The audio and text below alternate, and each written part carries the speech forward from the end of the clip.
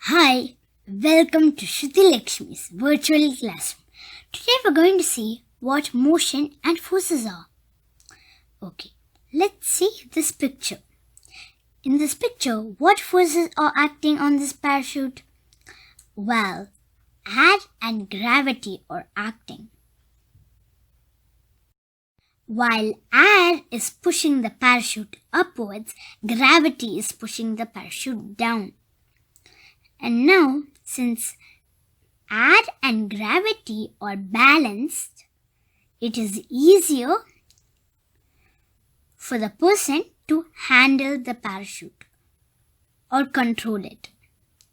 So the parachute keeps steady. And now, for example, that day it was not that much windy and it was a nice sunny day and there's not a lot of wind. There's very less wind. And that time gravity becomes stronger. So it pushes the parachute down. It will take lots of time for the parachute to go upward. The parachute will become slow while it goes upward. Now, what if the air was windy that day? Well, the parachute will go up higher and faster. So, as you see, the forces acting on the parachute is air and gravity. Now, let's see an example of motion and force. Here, a brother and sister are fighting for a teddy bear. The brother is 4 years and the sister is 8 years. Now, since the brother is 4 years, he has less strength than the sister, which is 8 years. She has more strength. So, there is lots of chance for the teddy bear to go this way. And there is less chance for the teddy bear to go the brother's side. So,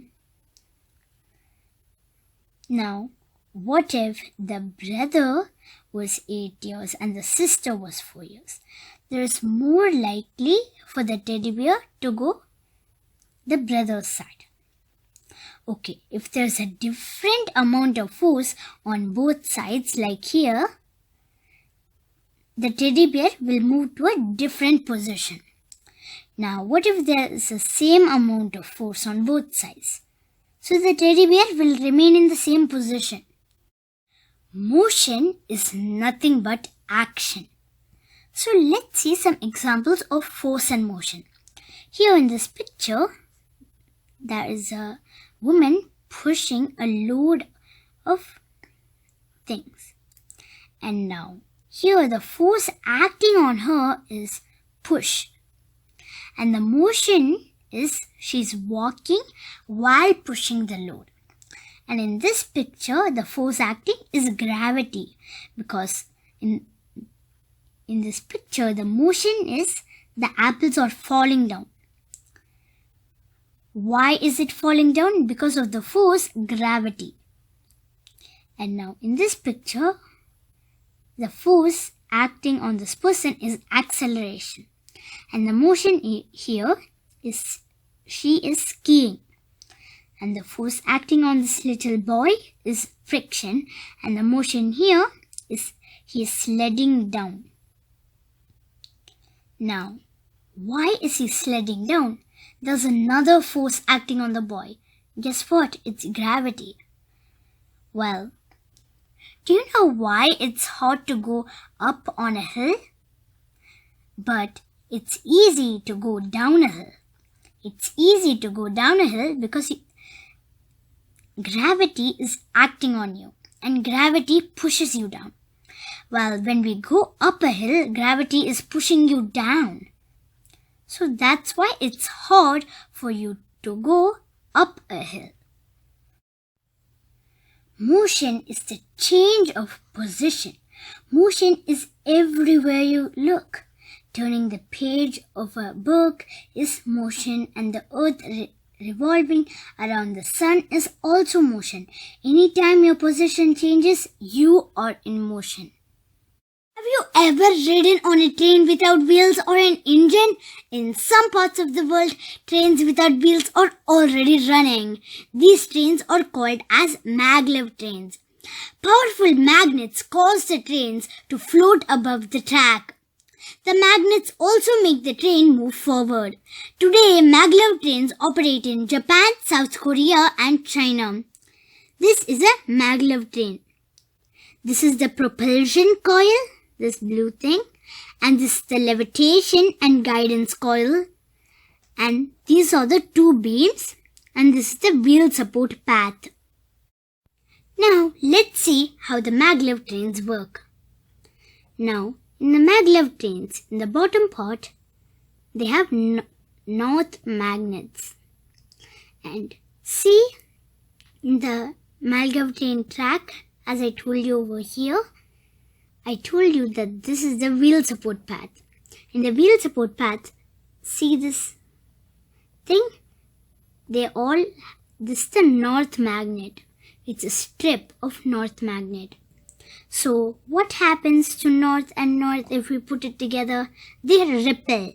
So this is how the maglev train floats. This is called as levitation. See the maglev train here? They have magnets in a pattern like this. North, south, north, south, north, south, and it keeps going on. And at the same time, see the beams over here? These two beams also have the same thing. Like north, next south, and next north, and like that. Since north and north repel, the train is away from the beam, and north and south attract. So it stays in a steady position. See these poles? They repel and push the train forward. The opposite poles attract and pull the train forward.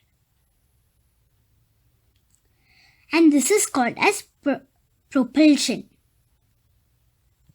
And see, this is the propulsion coil. See this number 1 over here? This is the coils.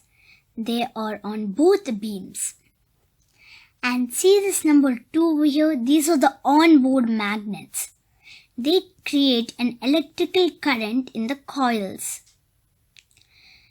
And this causes them to become electromagnets. This generates pushing and pulling forces that lift the train and levitate it at a constant height. And see this number 3 over here? This is the propulsion system. The train is propelled by the pulling and pushing forces created when the magnets repel and attract. And it is rapidly reversed, alternately attracting and repelling the magnets in the train.